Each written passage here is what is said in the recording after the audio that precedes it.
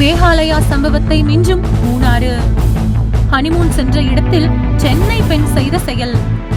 மேகாலயாவிற்கு திருமணமான இளம் தம்பதி ஹனிமூன் சென்றனர். அப்போது அங்கு கூலிப்படையை ஏவி மனைவியே தாலி கட்டிய கணவரை கொலை செய்த சம்பவம் நாடு முழுவதும் பலத்த அதிர்ச்சியை ஏற்படுத்தியுள்ளது. மத்திய பிரதேச மாநிலம் இந்தூரைச் சேர்ந்தவர் ராஜா ரகுவன்ஷி. 27 வயதான இளம் தொழிலதிபர். கடந்த மே மாதம் 11ஆம் தேதி சோனம் என்ற 24 வயது பெண்ணை ராஜா ரகுவன்சி திருமணம் செய்து கொண்டார். புதுமணர் தம்பதியான ராஜா ரகுவன்சி சோனம் இருவரும் மேகாலயா மாநிலத்திற்கு ஹனிமூன் சென்ற நிலையில் இருவரும் திடீரென மாயமாகிவிட்டனர். இதனை அடுத்து ஜூன் 2ஆம் தேதி ராஜா ரகுவன்சி அங்குள்ள சுற்றுலா தலம் அருகே சடலமாக மீட்கப்பட்டார். அவருடன் சென்ற அவரது மனைவி சோனம் பற்றிய எந்த தகவலும் இல்லை. இதுகுறித்து வழக்கு பதிவு செய்த மேகாலயா போலீசார் காணாமல் போன சோனம் குறித்து விசாரணை நடத்தி அவரை தேடினர். இதற்கிடையே சோனம் தான் தனது கணவர் ராஜா ரகுவன்சியை கூலிப்படையை ஏவி கொலை செய்தார் என்ற திடுக்கிடும் தகவல் போலீஸ் விசாரணையில் தெரிய வந்தது.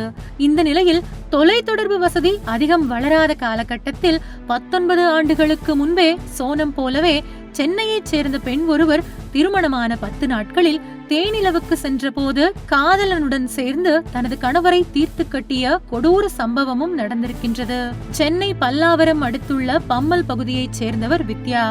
இவருக்கும் அதே பகுதியைச் சேர்ந்த அனந்தராமன் என்பவருக்கும் கடந்த 2006ஆம் ஆண்டு திருமணம் நடந்தது.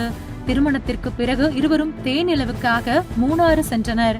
அனந்தராமன் வித்யா தம்பதி மூணாறு அருகே உள்ள குண்டலா அணைக்கு சென்றனர். அப்போது அணை பகுதியில் கேரள இளைஞர்கள் 2 பேர் தனது கணவரை கொலை செய்துவிட்டு நகைகள் மற்றும் பணத்தை கொள்ளையடித்ததாக அலறி அடித்துக் கொண்டு ஓடி வந்த வித்யா அங்கிருந்த டாக்ஸி டிரைவர் ஒருவரிடம் கூறியிருக்கிறார். அந்த டாக்ஸி டிரைவர் போலீசுக்கு தகவல் கொடுத்துள்ளார். தகவல் அறிந்து அங்கு விரைந்து வந்த போலீசார் இது தொடர்பாக விசாரணையில் இறங்கினர். இந்த நிலையில் அங்கு இருந்த ஒரு ஆட்டோ டிரைவர் கொடுத்த தகவல் அடிப்படையில் இந்த வழக்கில் திருப்புமுனை ஏற்பட்டது. தனது ஆட்டோவில் குண்டலா அணை பகுதியில் இருந்து 2 இளைஞர்கள் ஏறியதாகவும் அவர்களின் நடத்தை சந்தேகத்திற்கு உரியதாக இருந்ததாகவும் அவர் போலீசில் கூறினார். மேலும் அவர்களின் மொபைலில் டவர் கிடைக்கவில்லை என்று கூறி தனது மொபைலில் இருந்து வேறு ஒரு எண்ணுக்கு SMS அனுப்பினர்.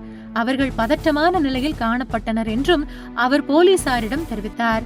இதனை அடுத்து போலீசார் அந்த இளைஞர்களை ஆட்டோவில் இறக்கிவிட்ட லாட்ஜுக்கு உடனடியாக நேரில் சென்று விசாரணை நடத்தினர். அப்போது அவர்களை அடையாளம் கண்டறிந்து பிடித்தனர். அப்போது அனந்தராமனின் மனைவி வித்யாவுடன் சேர்ந்து அவர்கள் இருவரும் அனந்தராமனை கொலை செய்த திடுக்கிடும் தகவல் தெரிய வந்தது. போலீசார் நடத்திய விசாரணையில் திருமணத்திற்கு முன்பு வித்யா ஆட்டோ டிரைவர் ஆனந்த் என்பவரை காதலித்துள்ளார். பணக்கார வீட்டு பெண் வித்யாவை அவரது பெற்றோர் ஆட்டோ டிரைவர் ஆனந்த் காதலித்ததை ஏற்க மறுத்து வித்யாவை அனந்தராமனுக்கு திருமணம் செய்து வைத்தனர். அனந்தராமனுடன் வாழ பிடிக்காத வித்யா ஆட்டோ டிரைவர் காதலர் ஆனந்த் அவருடைய நண்பர் அன்பராஜ் உதவியுடன் அனந்தராமனை ஹனிமூன் சென்ற இடத்தில் கொலை செய்தது தெரிய வந்தது. கடந்த 2009ஆம் ஆண்டில் நடந்த இந்த சம்பவம் அப்போது தமிழகத்தையே உலுக்கியது என்பதும் குறிப்பிடத்தக்கது. உங்கள் தின சேவல்.